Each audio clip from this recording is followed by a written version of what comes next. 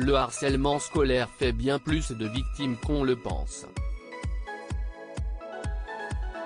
Certaines personnalités s'engagent même contre ce fléau qui pousse des enfants jusqu'au suicide. Davina Vigné, actrice et compagne de David Nora, star de scènes de ménage sur M6, pourrait bientôt rejoindre le mouvement.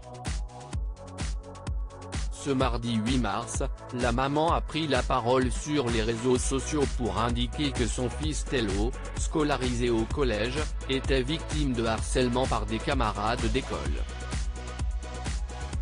La cause ? Une vidéo Instagram de sa maman Davina Vigné, qualifiée de pète pour avoir tenté de twerker avec humour.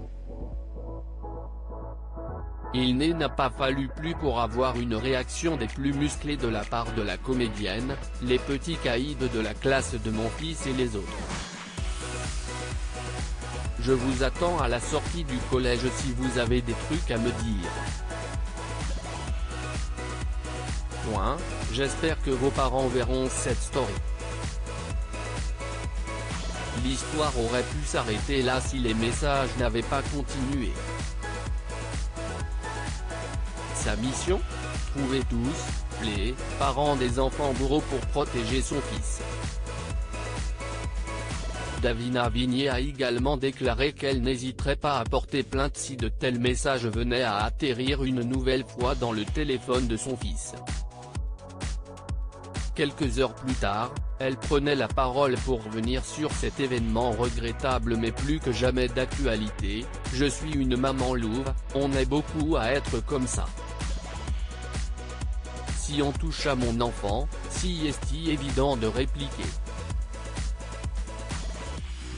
Je remarque que beaucoup de parents ne disent rien parce qu'ils estiment que si est-il affaire de l'école et qu'ils n'ont pas à s'en mêler.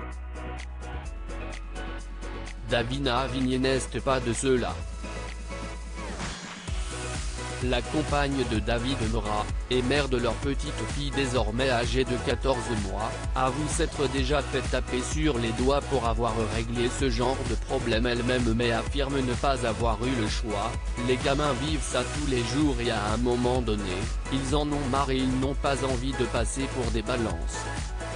Quoi qu'il en soit et qu'importe les conséquences pour elle, Davina Vigné ne laissera pas son fils subir de tels comportements sans réagir, il ne faut rien laisser passer, peu importe.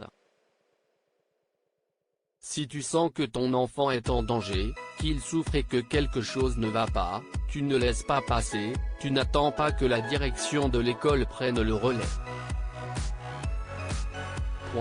Les enfants, si vous avez des soucis, parlez-en à vos parents et si vous n'y arrivez pas, trouvez-vous quelqu'un qui soit là pour vous écouter. Le message est passé.